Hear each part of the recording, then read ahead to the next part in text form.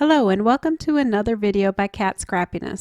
In this video we'll take a closer look at the sand toppings, both beige and white. Hi everybody, it's Janet and welcome to my craft room. I'm here today for Scrappiness and I'm going to take a deeper dive into two of the toppings that are in the new release for June 2023. These are colored sands in white and beige, and you can see them here in my samples. This is the white, this is the beige. We also have deco topping and marble, and if you want to see that being used, just go to my other video that is introducing snow effect products from the multimedia release. Okay, so what I'm going to do is create a scene with a beach. I cut a few pieces here. This is going to be my sandy hill. And this was just cut using a piece from A2 Stitch dies. The dome is stitched nesting dome dies. It's a little hard to say. And I've cut this just to fit in here. Then I used the set called Tropical Island Getaway. Now this is a small scene, so I just cut the trunk of the tree and then just the smallest portion of the palm tree, and that got me my mini palm tree. So you can get some different sizes easily enough doing that. So that's going to go here, and then I have a sun to go behind, and this is going to eventually end up on a card with a nice little sentiment. So the first thing I'm going to do is coat my sand with real sand. And to do that, I am going to mix this. Now you could just use the beige sand, absolutely, positively, would be beautiful. I'm going to put some of that out.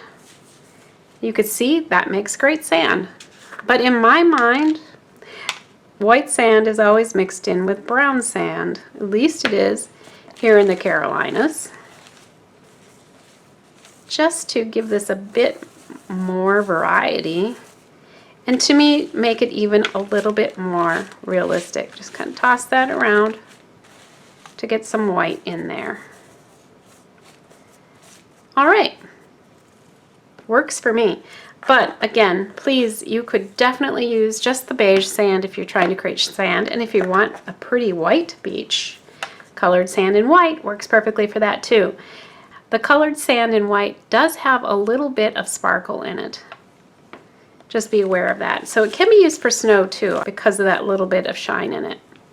It's pretty tough to pick it up on camera because it's subtle, but it's definitely there.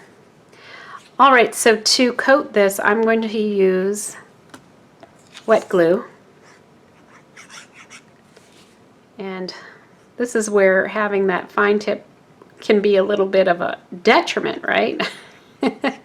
Because it comes out so slowly, and I want to really get this on here. So I'm kind of going to do half at a time, more or less, and I'm going to rotate this or push it around. Then I'm going to do the same over here. Now multimedia stuff is a little messy. Hopefully that's part of the fun of using these products, is to get a little messy. But nothing a paper towel or a wet one can't fix. Okay, so now I'm just going to lay this down and gather up my sand into a pile. I'll set this aside again for a moment.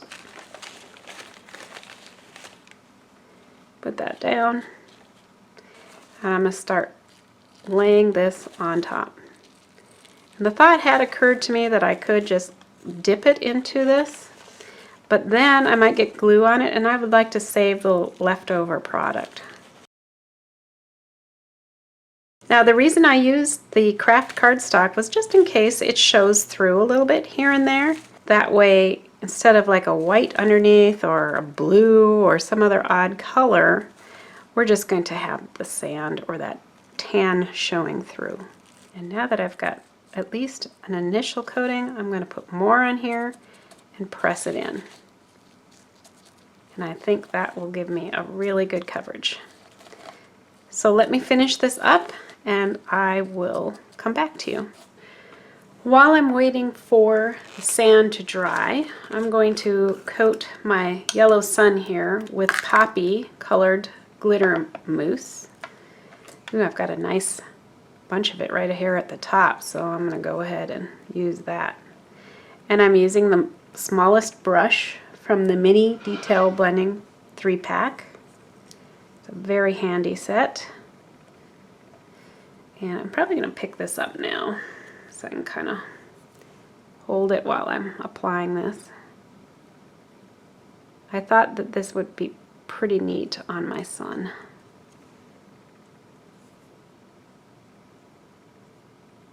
So you can see you can paint with the glitter mousse as well as apply it through your stencils.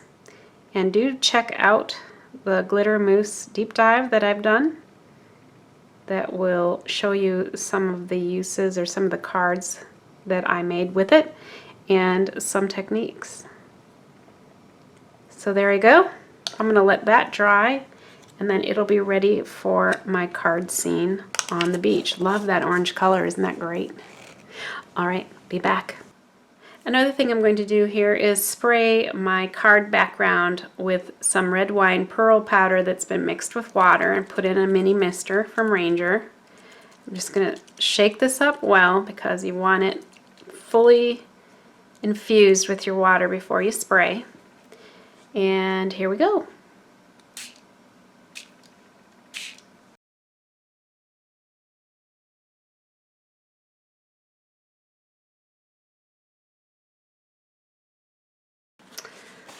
That is going to make a really pretty background for my beach scene.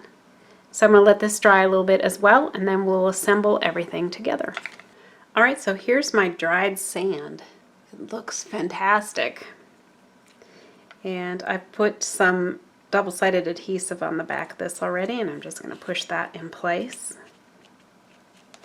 Then here is my little tree, which I want to put in here, but I want to first put in the orange sun, which also just turned out great. See how pretty that is? I think it's gorgeous. Alright, so I have to kind of figure out where this is going to be in relation to my tree. I just love how that sun turned out. Really, really love it. I'm going to put in my palm tree here. I had a little bit of double-sided foam tape on that.